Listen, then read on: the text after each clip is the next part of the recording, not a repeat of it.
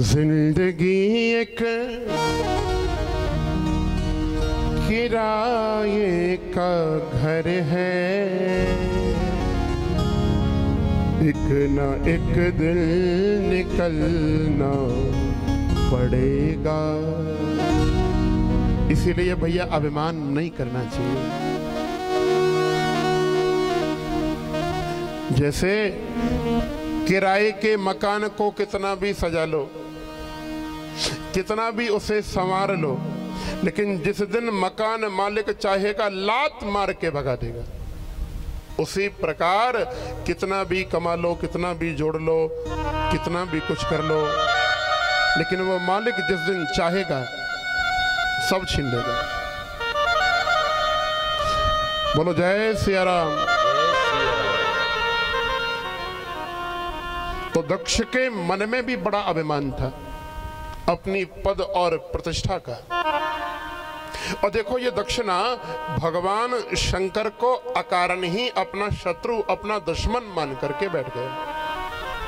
भोलेनाथ से इसने शत्रुता मान ली। कथा बड़ी प्रचलित है, आप लोग सब जानते हैं। एक बार एक बहुत बड़ा यज्ञ हो रहा था।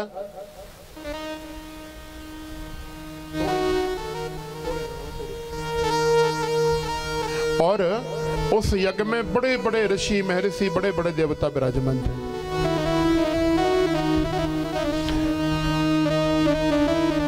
भगवान शंकर, ब्रह्मा, विष्णु, तीनों देवता यज्ञ में बैठे। बड़े ध्यान से सुनना। और उसी यज्ञशाला में एकदम अचानक ब्रह्मा का बेटा ये दक्ष आकर के पहुंचा। दक्ष को देखा ना, तो जितने भी देवता ऋषि मुनि बैठे थे सबने खड़े होकर के प्रणाम किया। सब खड़े हो गए। दक्ष के स्वागत में सब खड़े होकर के उसका सम्मान करने लगे। लेकिन भगवान भोलेनाथ बैठे रहे। भोले बाबा खड़े नहीं भये। क्यों? क्योंकि भगवान शंकर तो समाधि में लीन बैठे, ध्यान लगा हुआ है। समाधि में लीन, कैसे आंखें खुले? क्या हुआ भैया? इतने लोग खड़े होकर के सम्मान कर रहे हैं, दक्ष ने ये नहीं देखा। अकेले भोलेनाथ बैठे, ये देख करके वो क्रोधित हो गया, नेत्र लाल हो गए दक्ष के। और कहने लगा कि ये गंजेड़ी, ये भंगेड़ी, ये शिष्टाचार नहीं जानता। देवताओं और ऋषि मुनियों के समाज में किसने इस धूर्त को बुला लिया? किसने बुलाया इसको? कहां से आया है? अरे इस सभा में मेरे पिता ब्रह्मा बैठे थे। ब्रह्मा ने खड़े होकर के मेरा सम्मान किया, विष्णु ने खड़े होकर के मेरा सम्मान किया, इंद्र ने खड़े होकर के मेरा सम्मान किया। और ये मेरा जमाई है, ये मेरा जमाता है।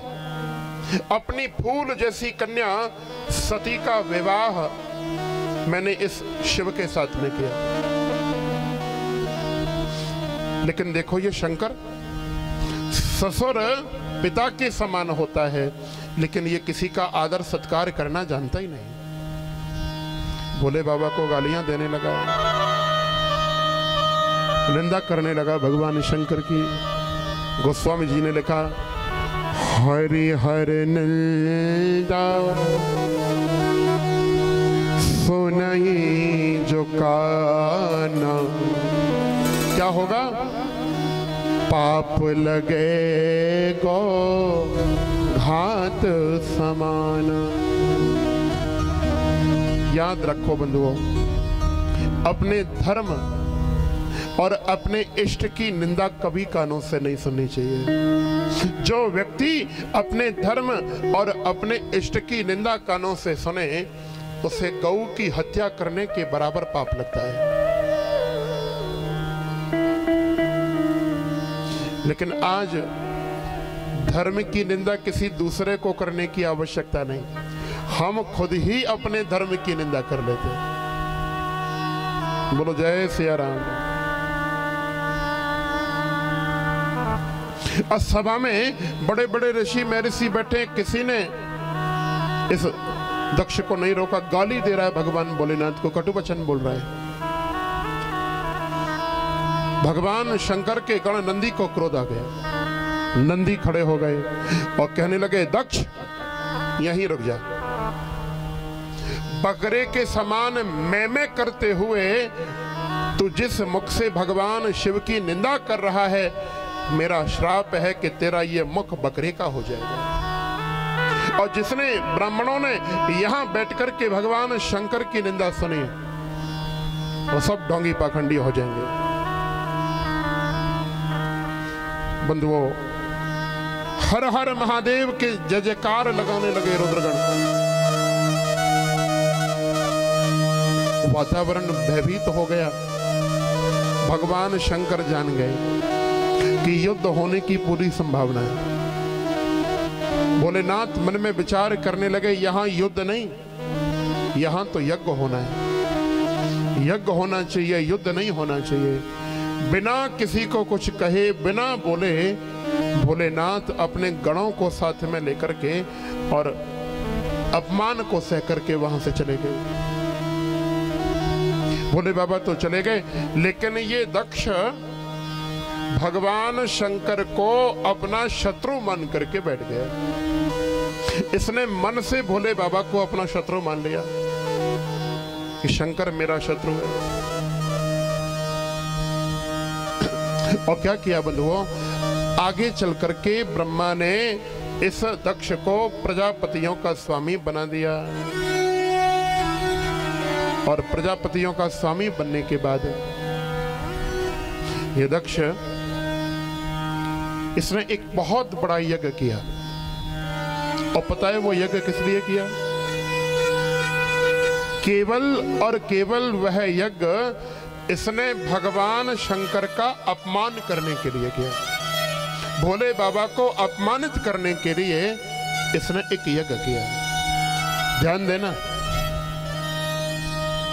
किसी को नीचा दिखाने के लिए किया गया सत्कर्म सत्कर्म नहीं होता, वो पाप होता है। जैसे हमारे प्रभुदयाल जी कथा करा रहे हैं, अगर मन में ये भाव रखें कि इससे पहले जो कथा भई उससे बड़ी होनी चाहिए, वो छोटी रह जानी चाहिए, तो फिर ये कथा कथा नहीं, ये अपराध बन जाएगा भैया। और अगर इस कथा का लक्ष्य ये हुआ कि भैया इस कथा से हमें राम की प्राप्ति हो जाए, राम के गुणों की प्राप्ति हो जाए, तो इस कथा का सुनना सुनाना दोनों सार्थक हो जाएगा। याद रखें, आप बहुत बड़े बड़े सत्कर्म करें, खूब दान पुण्य करें, लेकिन किसी को नीचा दिखाने के लिए नहीं, किसी को अपमानित करने के लिए नहीं। दूसरे को अपमानित करने के लिए किया गया सत्कर्म किसी पाप से कम नहीं होता। बोलो जय सिया राम। तो दक्ष यज्ञ तो कर रहा है, यज्ञ बड़ा पुनीत कार्य है, अच्छा काम है, लेकिन यज्ञ कर किसके लिए रहा है? केवल भगवान शंकर को अपमानित करने के लिए। तो यहां भोले बाबा ने सारी बात सती को बताई। देवी देखो, तुम्हारे पिता के घर में यज्ञ हो रहा है, और ये जितने भी लोग हैं ना, ये देवता, ये देवांगनाएं जो विमानों में बैठ करके जा रहे हैं, सब वही तेरे पिता के घर में जा रहे हैं। अब सती मैया कहने लगी, मैं भी जाऊंगी, मेरे पिता के घर में उत्सव और मुझे बुलाया नहीं। कोई बात नहीं, बिना बुलाए बेटी को पिता के घर जाने का अधिकार है। शंकर भगवान बोले, ठीक कहा देवी, बिना बुलाए बेटी को पिता के घर जाने का पूरा अधिकार है, लेकिन अगर पिता के घर में कोई उत्सव है, कोई शादी विवाह है, तो ऐसे समय पर बेटी को पिता के घर भी बगैर बुलाए नहीं जाना चाहिए, ये शास्त्र कह रहे हैं। गोस्वामी जी ने कहा, यद्यपि मित्र प्रभु पितु गुर गे हा, जाय बिनु बो लेउ न संदेहा, तदपि विरोध मान जहाँ कोई, तहाँ गए कल्याण न हो। मानस कह रही है, मित्र, पिता, गुरु, इन तीन के घर बिना बुलाए जाना तो चाहिए, लेकिन अगर उनके घर में कोई उत्सव है, ऐसे समय पर बिना बुलाए जाओगे तो अपमान ही मिलेगा, सम्मान नहीं होगा। सती की समझ में बात नहीं आई, बोले नहीं भोलेनाथ मैं तो जाऊंगी। तो पहले भगवान शंकर से झूठ बोल करके अपराध किया, और अब अपने पति भोले बाबा की बात ना मान करके सती अपमान कर रही है, अपराध कर रही है। भोले बाबा समझ गए कि सती मानने वाली नहीं। जितने भी इनके कपड़े थे, जो भी सामान था श्रृंगार का, वो सब बांध करके भगवान भोलेनाथ ने दे दिया और कहा कि देवी 9 दिन का यज्ञ है, जा रही हो तो कपड़े तो पहनने के लिए चाहिए ना। कुछ भगवान शिव के गण माता सती के साथ में गए हैं, और जब गई तो सबसे पहले द्वारे पर कौन मिले?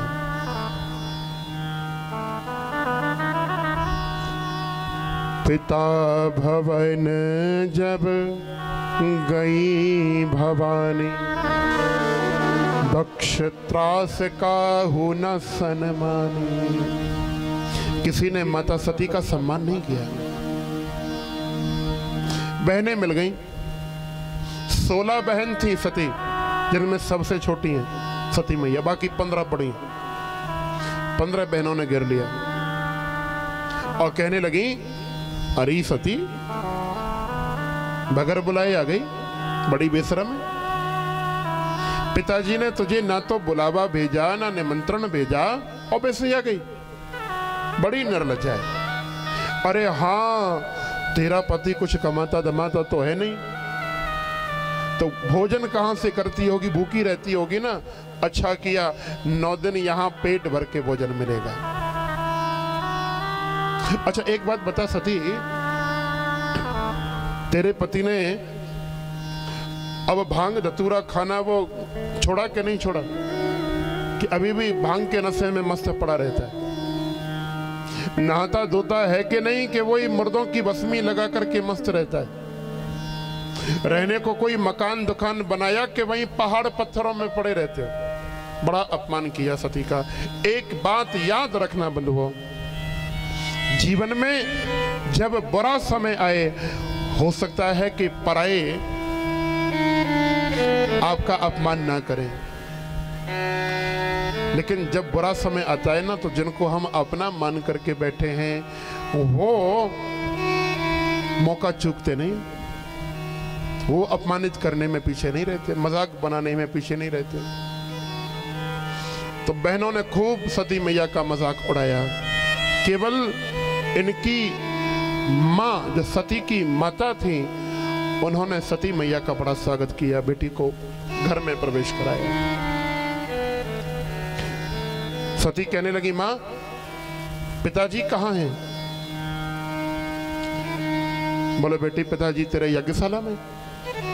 यज्ञशाला में जाकर के पहुंची सती, तो विष्णु का भाग है, ब्रह्मा का भाग है, इंद्र का, वरुण का, अग्नि का, सबका भाग है यज्ञशाला में। अकेले भगवान शंकर का भाग नहीं। कतहु न दीक शंभु कर भागा, भोले बाबा का स्थान पूरी यज्ञशाला में कहीं दिखाई नहीं दिया। बड़ा क्रोध आया सती को और कहने लगी पिताजी से, दक्ष, अब तुम दक्ष नहीं रह गए, तुम अदक्ष हो चुके हो। तुम्हें दक्ष कहना उचित नहीं है। तुमने भगवान शंकर का भाग न रख करके उनका अपमान किया, और बिना भगवान शंकर के आज तक कोई यज्ञ पूर्ण हुआ भोले बाबा से शत्रु करके तुम भगवान शंकर का कुछ नहीं अपना ही बिगाड़ोगे। लेकिन देखो, जिस व्यक्ति को अभिमान हो जाए ना, जिस व्यक्ति को अहंकार हो जाए, उसे फिर कुछ दिखाई देता नहीं। दक्ष ने सती की बातों को अनसुना करके और मुंह फेर लिया, पीठ फेर ली, पीठ करके सती की ओर खड़ा हो गया दक्ष। जान गई सती मैया कि अब ये पिता, ये दक्ष मेरी बात सुनने वाले नहीं, मैं बड़ी अभागन हूं, पति की आज्ञा का उल्लंघन करके आई हूं, तो वापस घर लौट करके नहीं जा सकते, और पिता ने अपमान किया सो पिता के घर रुक नहीं सकती, मैं क्या करूं। आज 3 अग्नियों में जली हैं माता सती। पहली अग्नि पति के वियोग की, भगवान शंकर ने इनका त्याग कर दिया। दूसरी अग्नि, जब भगवान शंकर का भाग यज्ञशाला में नहीं देखा तो क्रोध की अग्नि में जली है, और अब तीसरी योगाग्नि में माता सती जली है। माँ कह रही है कि हे विधाता, अगर मैंने मन क्रम वचन से अपने पातिव्रत धर्म का पालन किया हो तो मेरा ये शरीर तत्क्षण जन करके राख की ढेरी बन जाए। बंधुओं, योगाग्नि प्रकट भई, और उस योगाग्नि में जल करके माता सती राख की ढेरी बन गई, और एक दिव्य ज्योति निकली जो सीधी जाकर के भगवान शंकर में समाहित भई। बोलो जय सिया राम।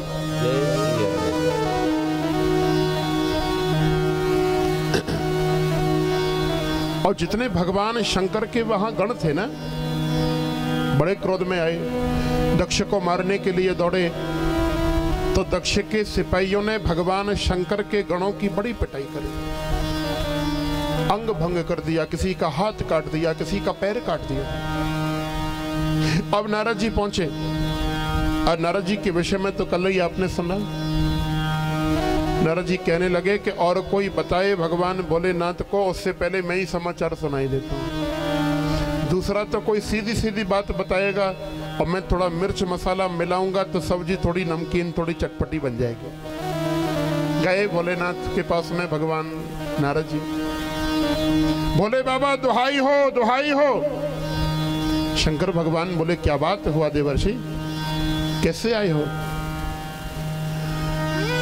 आपकी पत्नी जगत जननी सती दक्ष की यज्ञशाला में योगाग्नि में जल गई। भोलेनाथ बोले, ये बात मुझे पहले ही मालूम पड़ गई, इससे कोई परेशानी वाली बात नहीं, ऐसा तो होना ही था नारद जी। नारद को बड़ा आश्चर्य हुआ कि पत्नी की मौत की खबर सुना रहा हूं और भोले बाबा को क्रोध नहीं आ रहा। ऐसा होता है। एक जमाई बड़ा भारी दुखी था, बड़ा उदास बैठा था। ससुर ने पूछा कि भाई दामाद जी कैसे उदास हो, क्या परेशानी, क्यों दुखी हो?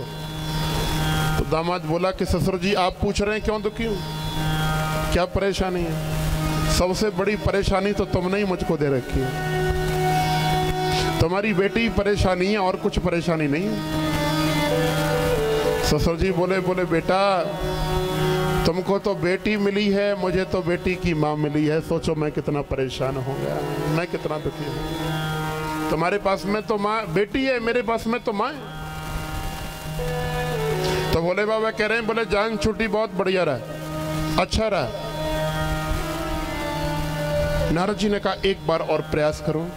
बोले इतना ही नहीं भोलेनाथ, आपके जो गण,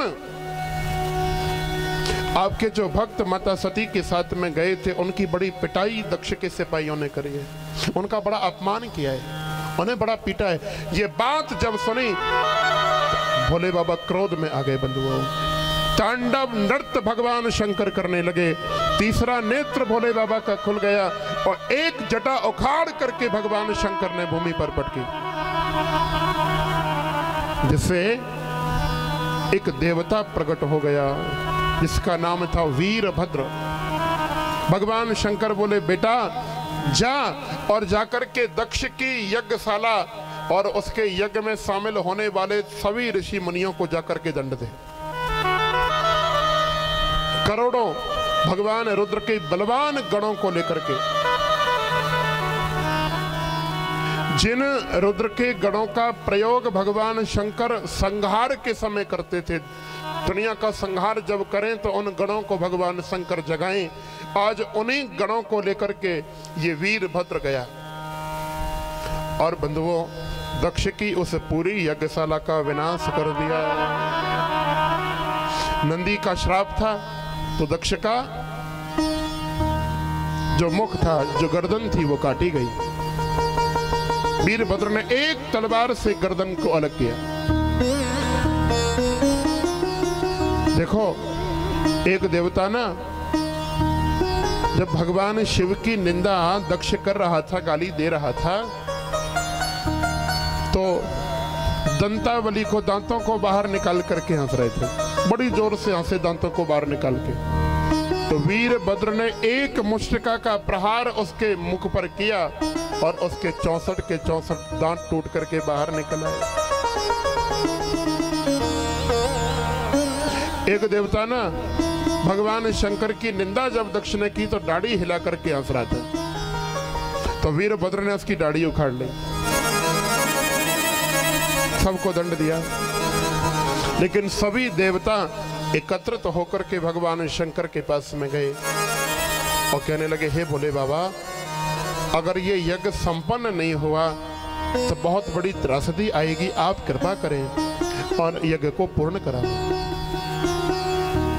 तो भगवान शंकर ने अपनी माया शक्ति से दक्ष को बकरे का मुख लगा करके जीवित किया और स्वयं भोले बाबा ने जाकर के दक्ष के यज्ञ को पूर्ण कराया है।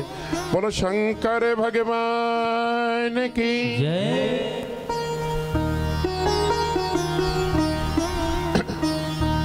देखो भगवान शंकर का ना एक नाम है औगड़दानी। क्या नाम है? थोड़ा बोल के बताओ। औगड़दानी। ये औगड़दानी नाम भोले बाबा का कैसे पड़ा? सती मैया के साथ जब विवाह हुआ ना भोलेनाथ का, तो सती मां को साथ में लेकर के भगवान शंकर चले। अब जब कोई पुत्र वधू पहली बार अपनी ससुराल जाती है ना, तो बड़ा चाव होता है मन में कि ससुराल कैसा होगा, सास कैसी होगी, ससुर कैसा होगा, घर कैसा होगा, जेठ जेठानी कैसे होंगे, देवर कैसा होगा, नंद कैसी होगी। सबसे मिलने का, देखने का चाव होता है। तो सती मैया के मन में भी बड़ा चाव था कि ससुराल जा रही हूँ पति के साथ में, कैसा होगा ससुराल। अब चलते चलते भोले बाबा रुक गए शमशान में। कहाँ रुक गए? शमशान में खड़े हो गए भोले बाबा। सती मैया बोली, भोलेनाथ अरे घर नहीं चलना, ये कहाँ खड़े हो गए? भगवान शंकर बोले, देवी यही तो हमारा घर है, हम तो यहीं रहते हैं। और देवी ये अकेले मेरा ही नहीं, चाहे कितने भी बड़े कोठी बंगले बना लो, कितने भी बड़े मार्बल के मकान बना लो, लेकिन असली घर तो सबका शमशान ही है। भोले बाबा कह रहे हैं, देवी हम तो यहीं रहते हैं। सती मैया बोली, नहीं भगवान, अब यहां रहने से काम नहीं चलेगा, आपका विवाह हो चुका है, अब आप गृहस्थी हैं, अब तो रहने के लिए आपको मकान भवन सब बनवाना पड़ेगा। जब हट पड़ गई मैया तो भोले बाबा ने विश्वकर्मा को आदेश दिया और विश्वकर्मा ने एक बड़ा सुंदर सोने का नगर बना करके भगवान शंकर को भेंट किया। बोलो जय सिया राम। और जब वो नगर भेंट किया ना, तो भगवान बोले, देवी अब तो घर में चलो, इतना बड़ा सोने का नगर तुम्हारे लिए बनवाया। सती मैया बोली, अभी नहीं जाएंगे, पहले गृह प्रवेश होगा, किसी विद्वान ब्राह्मण को बुला करके गृह प्रवेश कराओ, पूजन कराओ, फिर चलेंगे।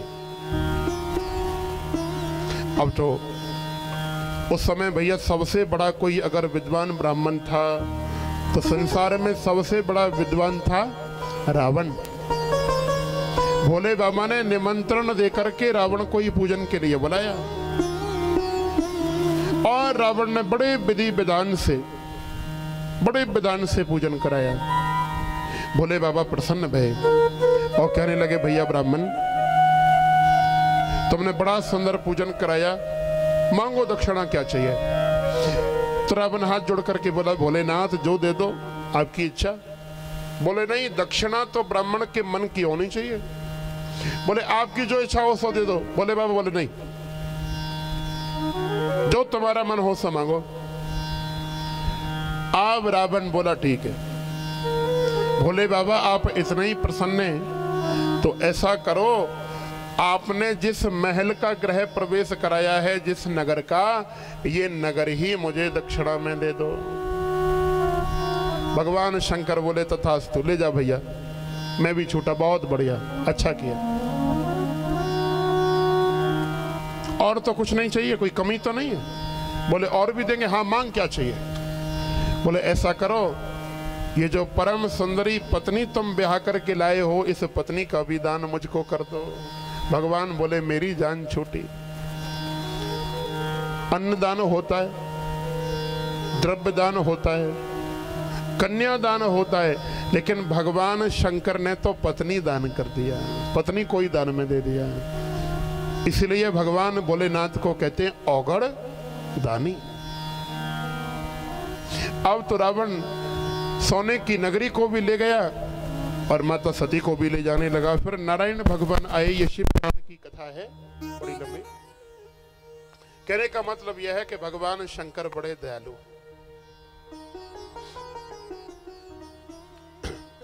और देखो, भरद्वाज मुनि बैठे हैं राम कथा सुनने को, लेकिन शिव की कथा क्यों सुनाई यज्ञवल्क्य ने? मानो परीक्षा ले रहे हो कि जिसका मन भगवान शिव की कथा में नहीं लगेगा, जो भगवान शिव का आदर नहीं करेगा, वो राम की भक्ति नहीं कर सकता, उसे राम भक्त कहलाने का कोई अधिकार नहीं।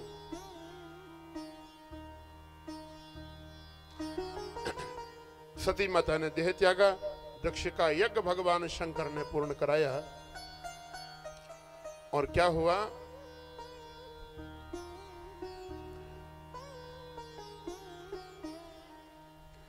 सती मरत हरि सन बर मांगा,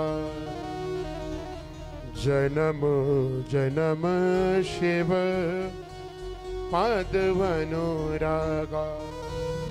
मरते समय राम से यही सती माँ ने कहा था कि जन्म जन्म अगर मैं पत्नी बनूं तो भगवान भोलेनाथ की बनूं। वही सती अगले जन्म में राजा हिमांचल के यहाँ पार्वती के रूप में प्रकट भई हैं।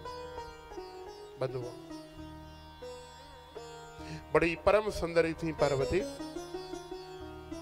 एक दिन राजा हिमालय के दरबार में पधारे देवर्षि नारद। हिमालय ने बड़ा स्वागत किया। राजा हिमांचल बोले कि हे मुनि, आप जरा देख करके तो बता में हमारी कन्या का भाग्य कैसा है,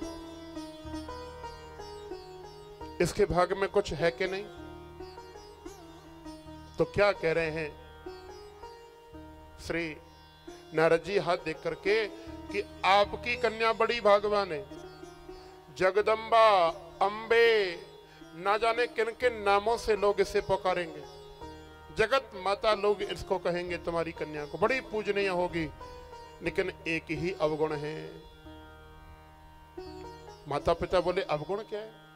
बोले तुम्हारी कन्या में अवगुण नहीं है, इसका जो पति बनेगा उसमें बड़े अवगुण है। कौन कौन से अवगुण है? अगण अमान माता पिता हीना, अगण अमान माता पिता हीना, अगन अमान माता पे तो हीना, अगन अमान माता पे तो हीना, उदासीन सब संशय छीना, उदासीन सब संशय छीना, उदासीन सब संशय छीना, उदासीन सब सभी का छीना, अगन अमान माता पे तो हीना, अगुन अमान माता पे तो हीना, अगन अमान माता पे तो हीना, अगुन अमान माता पे तो हीना, उदासीन सब संशय छीना, उदासीन सब संशय छीना, अगन अमान माता पे तो हीना, अगुन अमान माता पे तो हीना। बोले तुम्हारी कन्या में कोई दोष नहीं है हिमांचल, अगर कोई दोष है तो वो इसको जो पति मिलेगा उसमें। क्या क्या दोष है? जोगी जटिली अकाम मन, नगनीय मंगल भेष, अस स्वामी एहि कहीं मिलहि, परी हस्त असरेख। इसे कैसा पति मिलेगा? जो नग्न घूमता होगा, अमंगल भेषधारी होगा, जटाधारी होगा, मर्दों की बसमी लगाने वाला होगा और शमशान में रहने वाला होगा, अपने गले में मर्दों की नरमंडों की माला पहनने वाला होगा। ऐसा पति तुम्हारे कन्या को मिलेगा। दोनों पति पत्नी बड़े दुखी हो गए। हमारी फूल जैसी कन्या और मर्दों की बसमी लगाने वाला, शमशान में रहने वाला पति इसे मिले। हे नारद जी, आप ही कोई उपाय करो, इस भाग को पलट दो। कहने लगे नारद जी के विधाता ने भाग में जो लिख दिया उसे ऋषि मुनि परमात्मा कोई बदल नहीं सकता। हां, एक काम हो सकता है, एक काम हो सकता है। अगर तुम्हारी पुत्री कठोर तपस्या करे तो ये जितने भी अवगुण मैंने बताए हैं ये सब गुण बनकर के भगवान शंकर में विराजमान है।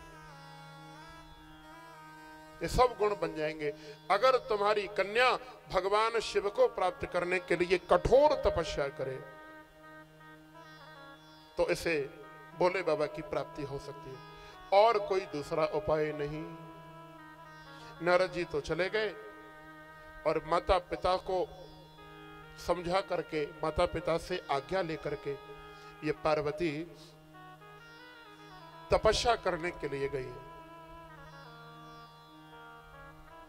बड़ी कठोर तपस्या करी बंधुओं माता सती ने। 1000 वर्ष तक केवल वृक्षों के सूखे पत्ते खा करके पार्वती मैया ने तपस्या करी। 100 साल तक केवल बेर खा करके तपस्या करी। बहुत कठोर तपस्या भगवान शंकर को प्राप्त करने के लिए करी। अब तो भगवान श्री राम भोलेनाथ के पास में गए, कैलाश पर्वत पे दर्शन दिया आकाश में, और कहने लगे भोले बाबा आपकी प्राप्ति के लिए पार्वती बड़ी कठोर तपस्या कर रही है। पहले वो सती थी, भूले से उनसे जो अपराध बना उसे क्षमा करो। अब तुम्हारी प्राप्ति के लिए सती ने बड़ी कठोर तपस्या करी, उसे अब आप स्वीकार कर लो। भगवान भोलेनाथ बोले कि प्रभु दूर से ही दंडौत करता हूं, एक बार तुमने विवाह के चक्कर में डाल दिया, अब तक कष्ट पा रहा हूं, अब मुझे दोबारा विवाह नहीं करना। एक बार गलती करे तो गलती समझी जाए और दो दो बार करे तो पागल समझा जाए। देखो स्वर्ग के द्वारे पर जाकर के एक आदमी द्वार खटखटाने लगा, स्वर्ग का द्वार खटखटाने लगा। देवताओं ने पूछा कौन हो भैया, कहा और कैसे आए हो? बोले भैया मैं शादीशुदा हूं, मेरा विवाह हो चुका है। देवता कहने लगे तो तू सारे कर्म भोग करके आया है, आजा, तेने सब कुछ भोग लिया, आजा। पीछे दूसरा आया, दोबारा से उसने द्वार खटखटाया, अरे महाराज द्वार खोलो। देवताओं ने पूछा तू कौन है? बोले मैंने दो दो बार शादी की। तो देवता बोले मूर्खों की जगह स्वर्ग में नहीं है, भाग जा। एक बार विवाह करे तो गलती मानी जाए और दो दो बार करके बैठा है, तू तो मूर्ख है। बोलो जय सिया राम। तो भोले बाबा भी कह रहे हैं कि एक बार करके देख लिया, अब दोबारा मुझे विवाह नहीं करना। पार्वती खूब तपस्या कर रही है, करती रहे, मुझे कोई लेना देना नहीं। बोल पड़े भगवान राम के, सुनो तुम ऐसे नहीं मानोगे। अब बिनती मम सुनहु शिव, जो मो पर निज नेह, जाई विवाह शैल जहे, यह मोहि मांगे दे। अगर आपका प्रेम मुझसे सच्चा है, आप मेरी भक्ति सच्चे हृदय से करते हो भोलेनाथ, तो तुम, ये मेरी आज्ञा है, तुम पार्वती से विवाह कर लो। और तो भोलेनाथ विवश हो गए, नाथ आप ये क्या करें? हे राम, तुम्हारी आज्ञा भी मैं कभी टाल सकता हूं, आपकी आज्ञा को मैं शिरोधार्य करता हूं, शीश पे धारण करता हूं। राम जी बोले ना बाबा ना, शीश पे धारण मत करना। बोले क्यों? आपके शीश पे तो गंगा बह रही है, और गंगा के साथ कहीं मेरी आज्ञा भी बह गई तो क्या होगा? ऐसा करो, मेरी आज्ञा को शीश पर धारण मत करो, हृदय में धारण कर लो। भोलेनाथ बोले कि भगवान आप ही मेरे हृदय में बैठे हैं, तो आज्ञा का क्या करूंगा? अब आप कह रहे हैं तो मैं विवाह कर लूंगा। शंकर भगवान राजी भये और भोलेनाथ ने सप्त ऋषियों को माता पार्वती की परीक्षा करने के लिए भेजा है। 7 ऋषि गए और जाकर के माता पार्वती की परीक्षा करने लगे। ऋषि मुनियों को देखा तो प्रणाम किया पार्वती ने। सप्त ऋषि बोले बेटी, इस घोर जंगल में इतनी कठोर तपस्या कर रही है, क्या मतलब है? क्यों कर रही है? बोले इस तपस्या का केवल एक ही मतलब है कि इस कठोर तपस्या के फल स्वरूप भगवान शंकर मुझे पति स्वरूप में प्राप्त हो जाए। बोले बाबा मिल जाए। मेरे गुरु नारद जी का उपदेश है और गुरु की आज्ञा का पालन मैं कर रही हूं। बड़े यहां से सप्तऋषि और कहने लगे बेटी तू बड़ी बोली, उस नारद की बातों में आ गई। आज तक जो जो नारद की बातों में आया है सबका घर बिगड़ा, किसी का घर बना नहीं। अरे क्या करेगी शंकर से विवाह करके? वो नंगा धड़ंगा घूमता है, शमशान में रहता है, नहाता नहीं धोता नहीं, मर्दों की भस्मी लगाता है, बिच्छू का चर लटका करके घूमता है, उससे विवाह करेंगे? अगर तेरी विवाह की इच्छा है ना तो सर्वांग सुंदर परम सुंदर भगवान विष्णु से तुम्हारा विवाह कराए देते हैं। बोलो, क्षीर सागर से अभी नारायण को लेकर के आए, तुम्हारा विवाह कराएं। हाथ जोड़ करके बोली माता सती कि जन्म कोटि लगी रगर हमारी, बारहु शंभो न तरहु को भारी। मेरी तो जन्मों जन्मों की लगन लगी है, विवाह करूंगी तो केवल और केवल भगवान शंकर से करूंगी, किसी और से नहीं। मेरे गुरु की आज्ञा है, अगर 100 बार, एक नहीं 100 बार आकर के शंकर स्वयं मुझसे मना करें तब भी नहीं मानूंगी, मैं तपस्या करूंगी। भगवान भोलेनाथ को प्राप्त करने की लगन लग गई है। बंधुओं, जैसी पार्वती को लगन लगी है, ऐसी लगन हमें भी राम जी के चरणों में लगानी चाहिए।